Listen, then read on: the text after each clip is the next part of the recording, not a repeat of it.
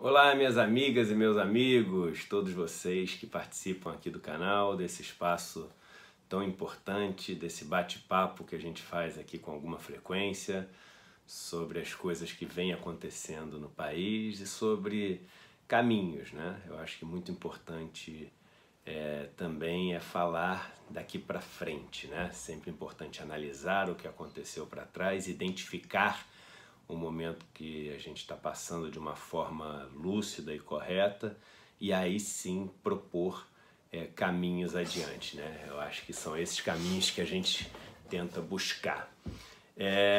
O vídeo de hoje é um vídeo que eu já deveria ter gravado há algum tempo, né? Muitas pessoas me pediram quando a taxa de juros caiu de 6 para 5,5% no Brasil. Muitas pessoas queriam saber se aquilo ia ter um impacto relevante, se aquilo ia ajudar a aquecer a economia, o que ia acontecer daqui para frente. E eu não pude gravar antes por dois motivos. Primeiro, porque a agenda nos últimos 10 dias foi absolutamente insana e caótica, assim. Eu tive em quase 10 cidades ao longo dos últimos 10 dias e muito grato por isso, muito feliz de estar tendo essa participação plena nesse momento de país, assim. Eu estou realmente me entregando a esse serviço de poder dar minha contribuição, mas muito também cansativo, né? Muito difícil. E o tempo uma coisa muito escassa ao longo desses últimos 10 dias. E aí, quando eu ia gravar o vídeo, esses dois acontecimentos muito fortes, né?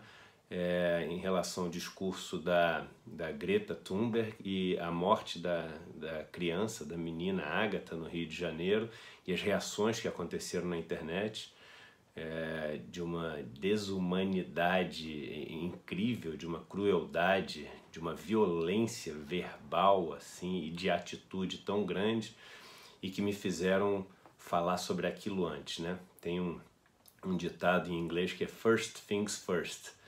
Primeiro o que é mais importante. E o que é mais importante são nossas relações, né? O que é mais importante é o ser humano, né? Eu sempre digo que se acontecesse alguma coisa e todos os livros de economia do mundo fossem rasgados, sumissem, escondidos, queimados, etc., a gente ia arranjar um jeito, ia continuar vivendo, ia seguir a nossa vida, né?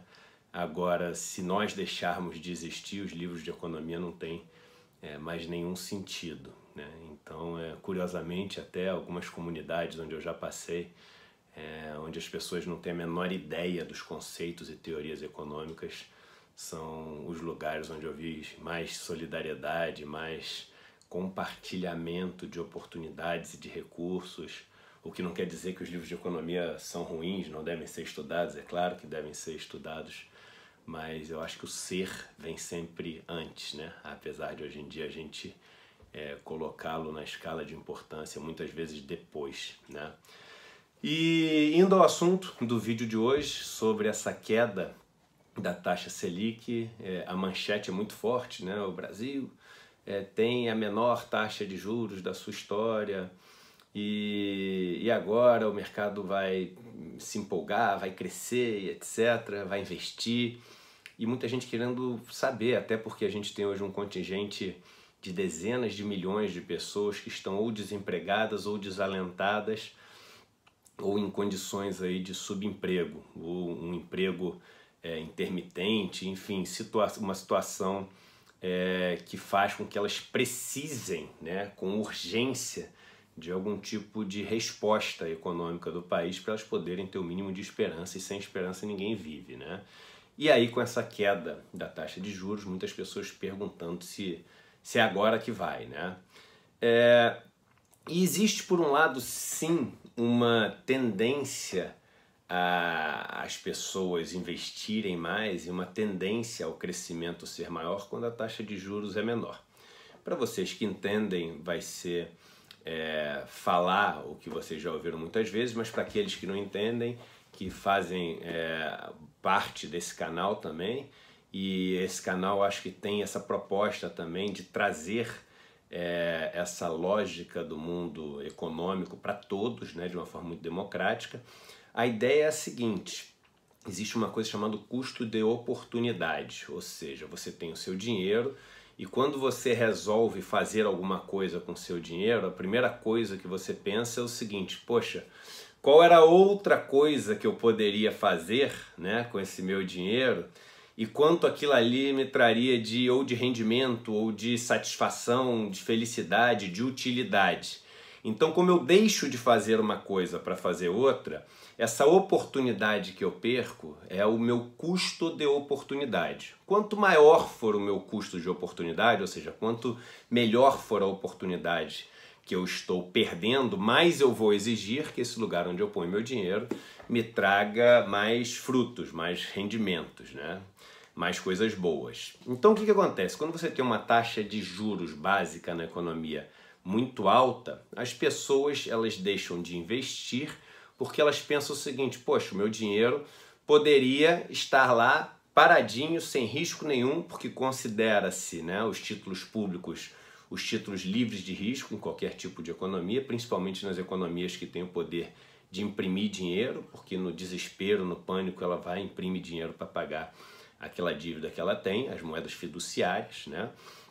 E aí você pensa o seguinte: poxa, se a taxa de juros do país é muito alta, para que eu vou me expor a grandes riscos? O meu custo de oportunidade é muito alto, é melhor eu colocar o dinheiro lá e deixar o dinheiro rendendo. E as pessoas tendem a investir pouco, né? E a taxa de juros no Brasil sempre foi uma taxa de juros muito alta nessa nossa história recente em relação às outras nações do mundo. A taxa básica de juros, que é aquela onde o governo, através do Banco Central e através dos seus títulos que são emitidos, ele toma dinheiro emprestado ou ele também para os bancos empresta dinheiro, né? Então são as taxas que são praticadas nessa esfera. Eu digo nessa esfera porque você que pega dinheiro no cheque especial, no cartão de crédito, etc., você deve estar falando: pô, mas que taxa de juros é essa de 5,5% ao ano que o Eduardo está falando?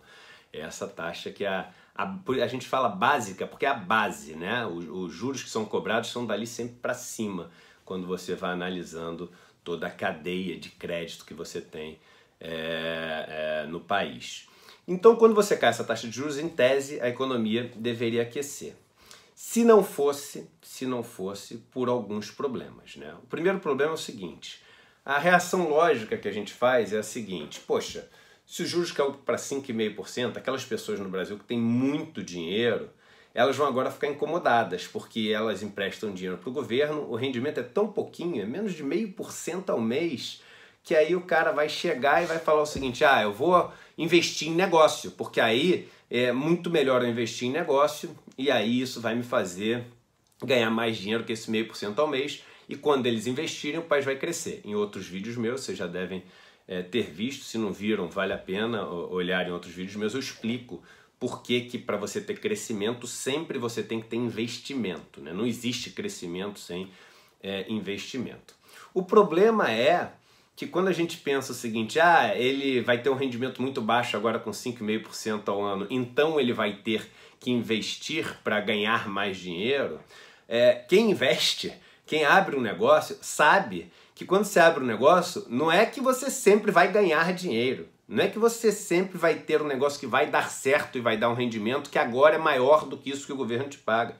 Pelo contrário, no Brasil, mesmo em momentos bons, né, a maior parte das empresas, depois de 5 anos que foram abertas, não existiam mais, né? Você tem uma taxa de mortalidade enorme das empresas. Então investir significa a chance de poder perder dinheiro, muitas vezes de perder todo o seu dinheiro. Então você só deixa de deixar o dinheiro rendendo ali para investir num negócio efetivamente, que é esse que gera emprego, que gera crescimento, que gera nova riqueza, etc. Se as chances de você investir e o dinheiro que vai ter lá na frente ser maior do que hoje foram razoáveis, né? E será que as chances hoje de você investir e recuperar mais lá na frente são razoáveis? Provavelmente as pessoas vão achar que não. Por quê?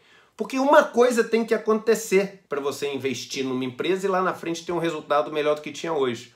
Alguém tem que comprar o teu produto. Alguém tem que consumir o seu serviço. E para alguém consumir o seu serviço, comprar o seu produto, as pessoas têm que ter algum tipo de dinheiro, tem que ter algum tipo de renda. E as pessoas não têm esse tipo de renda no país. É aquela história do ovo e da galinha, né? Que fala assim, pô, eu vou investir, porque aí quando eu investir eu vou contratar gente, quando eu contratar gente essas pessoas vão receber renda, e essas pessoas vão receber renda, elas vão virar consumidores. Mas calma aí, como é que eu faço? Surge primeiro o consumidor ou surge primeiro o meu investimento? Surge primeiro um, surge primeiro o outro.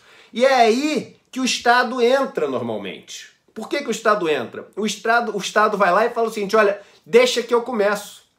Deixa que eu começo fazendo o primeiro investimento, porque quando eu for construir um porto lá, eu vou construir o porto e aí eu vou precisar de cimento. Então vai ter que ser feita uma nova fábrica de cimento, ou a fábrica de cimento que existe vai ter que contratar gente. E aí vai ter que ter vergalhão lá para poder montar as estruturas de concreto armado. E aí para ter esse vergalhão vai ter que também, a empresa que produz os vergalhões vai ter que contratar gente. Essas pessoas que vão ser contratadas, essas pessoas vão aproveitar para fazer um cômodo novo na casa deles, que eles estavam esperando, porque nasceram filhos novos e está todo mundo dormindo na sala.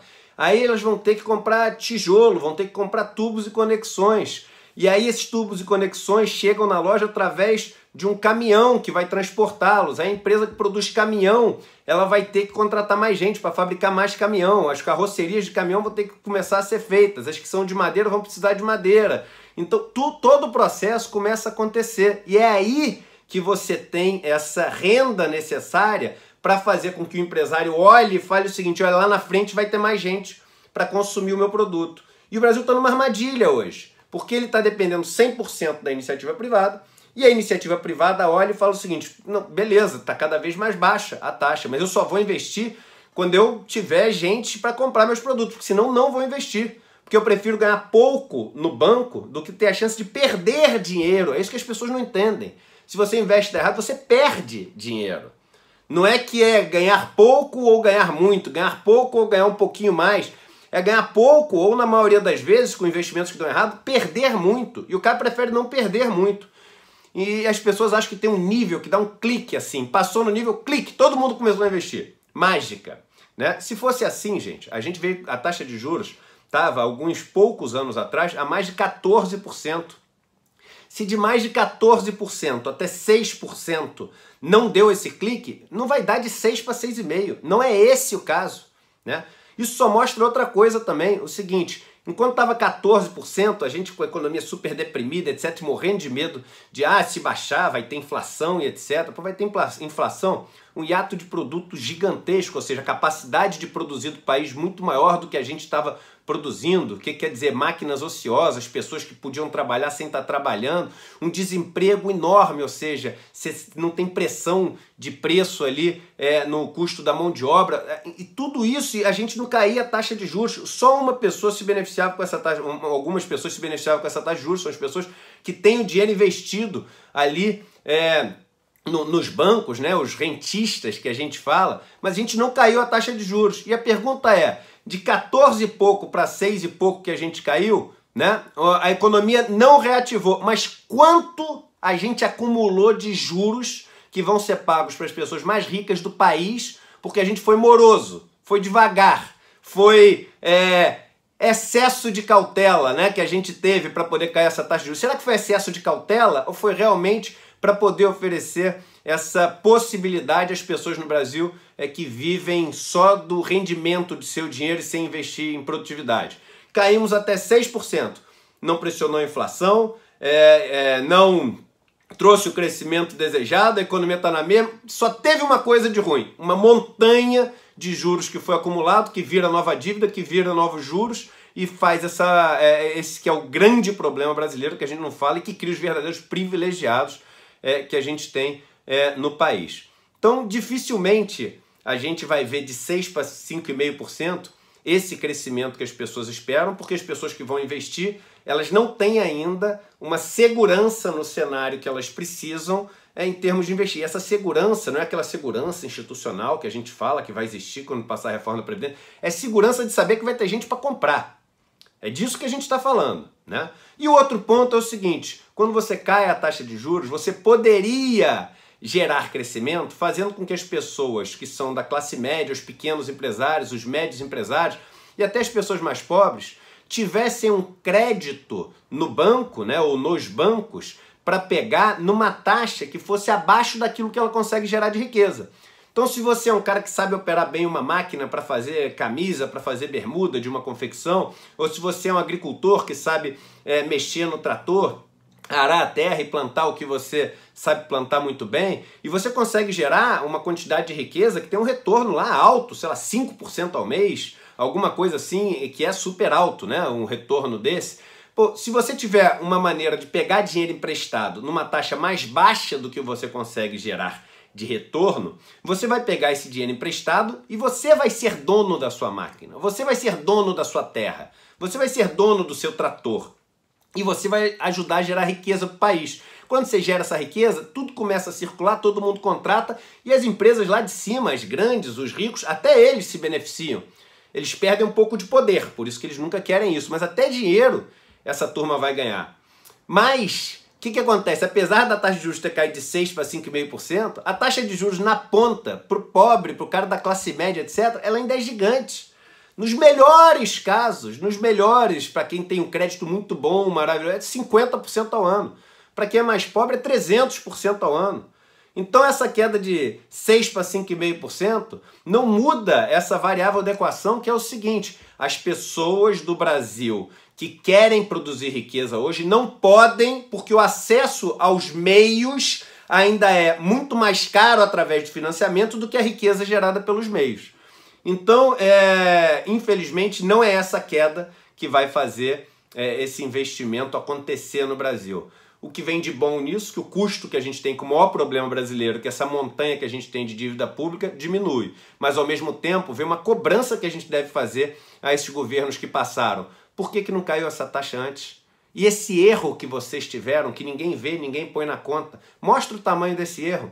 Mostra para as pessoas que esse erro é da ordem de centenas de bilhões de reais, que por causa de um erro de não ter caído essa taxa de juros antes, de uma forma drástica, porque não precisava ter aquela taxa de juros que a gente tinha com desemprego enorme, ociosidade das empresas e uma capacidade completamente deprimida da nossa economia, não precisava ter aquela taxa de juros, e a gente não caiu e só um setor se beneficiou, o setor financeiro, o setor dos ricos. Então, centenas de bilhões de reais que estão sendo pagos e foram pagos por uma classe muito rica já, formada por um grupo muito pequeno de pessoas e que sobre isso ninguém fala.